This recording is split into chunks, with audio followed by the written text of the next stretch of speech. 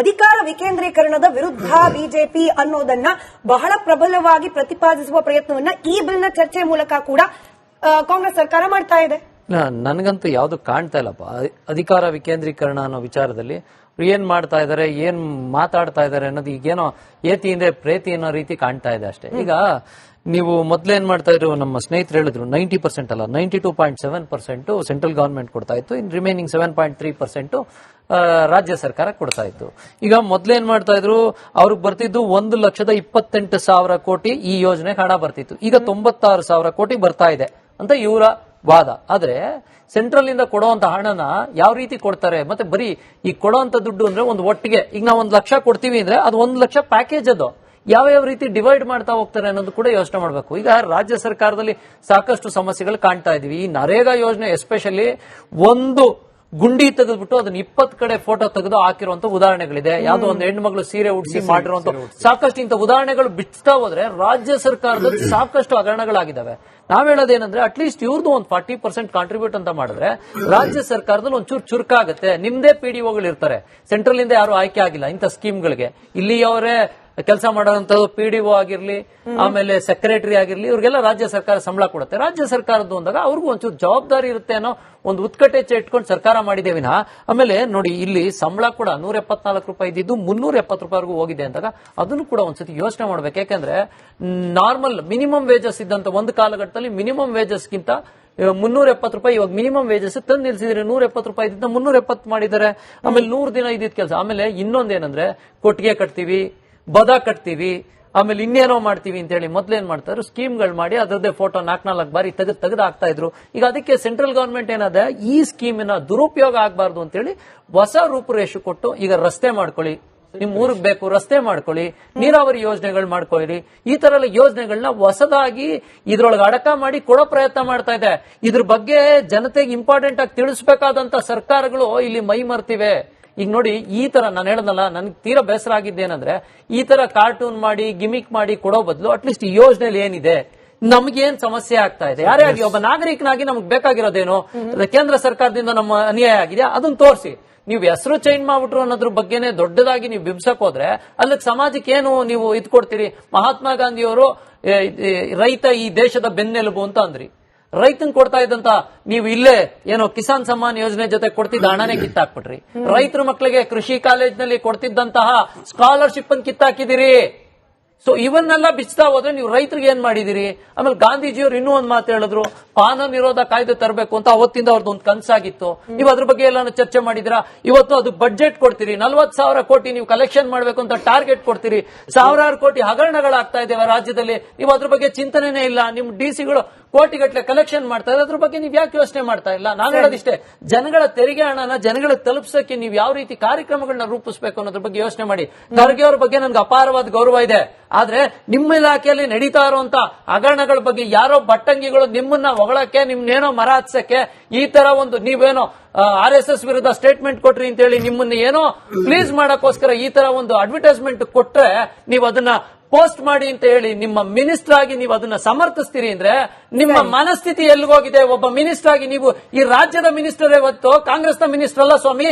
RDPR ಅನ್ನೋ ಒಂದು ಇಲಾಖೆ ರೈತರ ಬಾಳನ್ನ ಬೆಳಕು ಮಾಡುವಂತ ಇಲಾಖೆ. ಅಂತ ಇಲಾಖೆಯಲ್ಲಿ ನಮ್ಮ ತೆರಿಗೆ ಹಣ ವೇಸ್ಟ್ ಆಗಿ ಹೋಗ್ತಾ ಇದೆ. ಅಧಿಕಾರಿಗಳು ಇವತ್ತು ಸೋಮಾರಿ ಬಿದ್ದೋಗಿದ್ದಾರೆ. ನಿಮ್ ಇಲಾಖೆಯಲ್ಲಿ 3 ವರ್ಷ ಖಾಲಿ ಬಿದ್ದಿದೆ ಪೋಸ್ಟ್ಗಳು. ಆ ಪೋಸ್ಟ್ಗಳಿಗೆ ಒಬ್ಬೊಬ್ರಿಗೆ 4 ಪೋಸ್ಟ್ಗಳು ಕೊಟ್ಟು ಕುಣಿಸಿದಿರಿ. ಅಲ್ಲಿ ಕೆಲಸ ಮಾಡಕ್ ಆಗ್ತಾ ಇಲ್ಲ. ಹೆಣ್ಣು ಮಕ್ಕಳನ್ನ ರಾತ್ರಿ 10 ಗಂಟೆವರೆಗೂ ದುಡಿಸ್ಕೊತಾ ಇದ್ದಾರೆ. ಅದ್ರ ಬಗ್ಗೆ ಯೋಚನೆ ಮಾಡಿ ಚರ್ಚೆ ಮಾಡಿ ಸ್ವಾಮಿ. ಅದನ್ನ ಬಿಟ್ಬಿಟ್ಟು ರಾಜಕಾರಣ ಮಾಡಿದ್ರೆ ಎಲ್ಲಕ್ಕೆ ತಗೊಂಡೋಗ್ತೀರಾ ಸಮಾಜನ ನೀವು. ಸರಿ, ಶಿವಶಂಕರ್ ಸರ್ ಹೇಳ್ತಾ ಇದ್ದ ಹಾಗೆ ಅಧಿಕಾರ ವಿಕೇಂದ್ರೀಕರಣದ ವಿರುದ್ಧ ಬಿಜೆಪಿ ಅನ್ನೋದನ್ನ ಬಹಳ ಪ್ರಬಲವಾಗಿ ಪ್ರತಿಪಾದಿಸುವ ಪ್ರಯತ್ನವನ್ನ ಈ ಬಿಲ್ನ ಚರ್ಚೆ ಮೂಲಕ ಕೂಡ ಕಾಂಗ್ರೆಸ್ ಸರ್ಕಾರ ಮಾಡ್ತಾ ಇದೆ. ನನಗಂತೂ ಯಾವ್ದು ಕಾಣ್ತಾ ಇಲ್ಲಪ್ಪ. ಅಧಿಕಾರ ವಿಕೇಂದ್ರೀಕರಣ ಅನ್ನೋ ವಿಚಾರದಲ್ಲಿ ಏನ್ ಮಾಡ್ತಾ ಇದಾರೆ, ಏನ್ ಮಾತಾಡ್ತಾ ಇದಾರೆ ಅನ್ನೋದು ಈಗೇನೋ ಏತಿ ಹಿಂದೆ ಪ್ರೇತಿ ಅನ್ನೋ ರೀತಿ ಕಾಣ್ತಾ ಇದೆ ಅಷ್ಟೇ. ಈಗ ನೀವು ಮೊದ್ಲೇನ್ ಮಾಡ್ತಾ ಇದ್ರು, ನಮ್ಮ ಸ್ನೇಹಿತರು ಹೇಳಿದ್ರು 90% ಅಲ್ಲ 92.7% ಸೆಂಟ್ರಲ್ ಗವರ್ಮೆಂಟ್ ಕೊಡ್ತಾ ಇತ್ತು, ಇನ್ ರಿಮೈನಿಂಗ್ 7.3% ರಾಜ್ಯ ಸರ್ಕಾರ ಕೊಡ್ತಾ ಇತ್ತು. ಈಗ ಮೊದ್ಲೇನ್ ಮಾಡ್ತಾ ಇದ್ರು, ಅವ್ರಿಗೆ ಬರ್ತಿದ್ದು 1,28,000 ಕೋಟಿ ಈ ಯೋಜನೆ ಹಣ ಬರ್ತಿತ್ತು. ಈಗ 96,000 ಕೋಟಿ ಬರ್ತಾ ಇದೆ ಅಂತ ಇವರ ವಾದ. ಆದ್ರೆ ಸೆಂಟ್ರಲ್ ಇಂದ ಕೊಡುವಂತ ಹಣನ ಯಾವ ರೀತಿ ಕೊಡ್ತಾರೆ, ಮತ್ತೆ ಬರೀ ಈ ಕೊಡುವಂತ ದುಡ್ಡು ಅಂದ್ರೆ ಒಂದು ಒಟ್ಟಿಗೆ ಈಗ ನಾವು 1 ಲಕ್ಷ ಕೊಡ್ತೀವಿ ಅಂದ್ರೆ ಅದು 1 ಲಕ್ಷ ಪ್ಯಾಕೇಜ್, ಅದು ಯಾವ ರೀತಿ ಡಿವೈಡ್ ಮಾಡ್ತಾ ಹೋಗ್ತಾರೆ ಅನ್ನೋದು ಕೂಡ ಯೋಚನೆ ಮಾಡಬೇಕು. ಈಗ ರಾಜ್ಯ ಸರ್ಕಾರದಲ್ಲಿ ಸಾಕಷ್ಟು ಸಮಸ್ಯೆಗಳು ಕಾಣ್ತಾ ಇದೀವಿ. ಈ ನರೇಗಾ ಯೋಜನೆ ಎಸ್ಪೆಷಲಿ ಒಂದು ಗುಂಡಿ ತೆಗೆದ್ಬಿಟ್ಟು ಅದನ್ನ 20 ಕಡೆ ಫೋಟೋ ತೆಗೆದು ಹಾಕಿರುವಂತ ಉದಾಹರಣೆಗಳಿದೆ. ಯಾವ್ದೋ ಒಂದು ಹೆಣ್ಮಗಳು ಸೀರೆ ಉಡಿಸಿ ಮಾಡಿರುವಂತ ಸಾಕಷ್ಟು ಇಂಥ ಉದಾಹರಣೆಗಳು ಬಿಡ್ತಾ ಹೋದ್ರೆ ರಾಜ್ಯ ಸರ್ಕಾರದಲ್ಲಿ ಸಾಕಷ್ಟು ಹಗರಣಗಳಾಗಿದ್ದಾವೆ. ನಾವ್ ಹೇಳೋದೇನಂದ್ರೆ ಅಟ್ಲೀಸ್ಟ್ ಇವ್ರದ್ದು ಒಂದು 40% ಕಾಂಟ್ರಿಬ್ಯೂಟ್ ಅಂತ ಮಾಡಿದ್ರೆ ರಾಜ್ಯ ಸರ್ಕಾರದಲ್ಲಿ ಒಂಚೂರು ಚುರುಕಾಗುತ್ತೆ. ನಿಮ್ದೇ ಪಿಡಿಒಗಳು ಇರ್ತಾರೆ, ಸೆಂಟ್ರಲ್ ಇಂದ ಯಾರು ಆಯ್ಕೆ ಆಗಿಲ್ಲ ಇಂಥ ಸ್ಕೀಮ್ಗಳಿಗೆ. ಇಲ್ಲಿಯವರೇ ಕೆಲಸ ಮಾಡೋಂಥದ್ದು ಪಿಡಿಒ ಆಗಿರ್ಲಿ, ಆಮೇಲೆ ಸೆಕ್ರೆಟರಿ ಆಗಿರ್ಲಿ, ಇವ್ರಿಗೆಲ್ಲ ರಾಜ್ಯ ಸರ್ಕಾರ ಸಂಬಳ ಕೊಡುತ್ತೆ. ರಾಜ್ಯ ಸರ್ಕಾರದ್ದು ಅಂದಾಗ ಅವ್ರಿಗೂ ಒಂಚೂರು ಜವಾಬ್ದಾರಿ ಇರುತ್ತೆ ಅನ್ನೋ ಒಂದು ಉತ್ಕಟೆ ಇಟ್ಕೊಂಡು ಸರ್ಕಾರ ಮಾಡಿದೆ ವಿನ.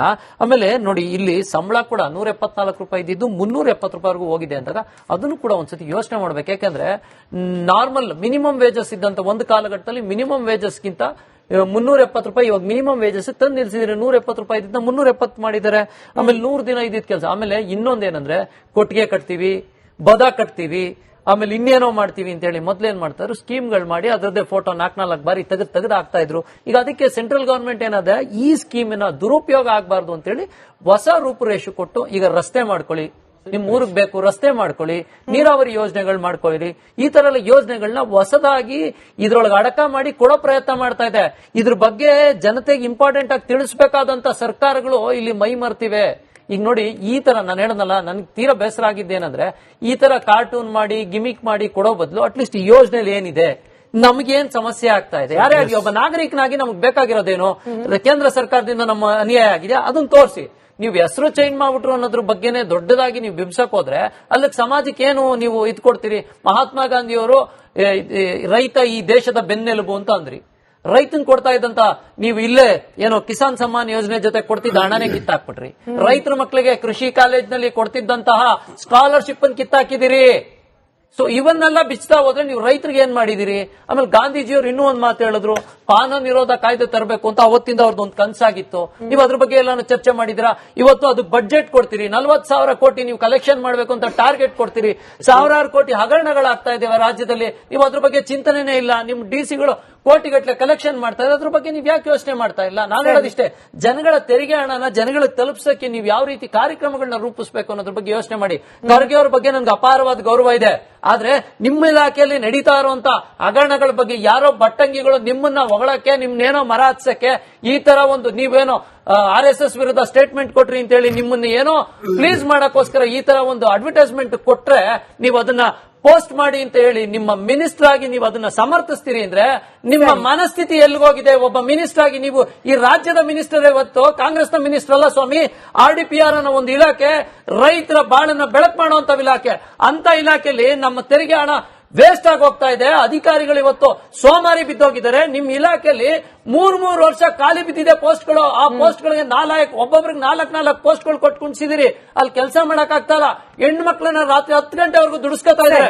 ಅದ್ರ ಬಗ್ಗೆ ಯೋಚನೆ ಮಾಡಿ, ಚರ್ಚೆ ಮಾಡಿ ಸ್ವಾಮಿ. ಅದನ್ನ ಬಿಟ್ಬಿಟ್ಟು ರಾಜಕಾರಣ ಮಾಡಿದ್ರೆ ಎಲ್ಲಕ್ಕೆ ತಗೊಂಡೋಗ್ತೀರಾ ಸಮಾಜನ ನೀವು? ಸರಿ, ಶಿವಶಂಕರ್ ಸರ್ ಹೇಳ್ತಾ ಇದ್ದ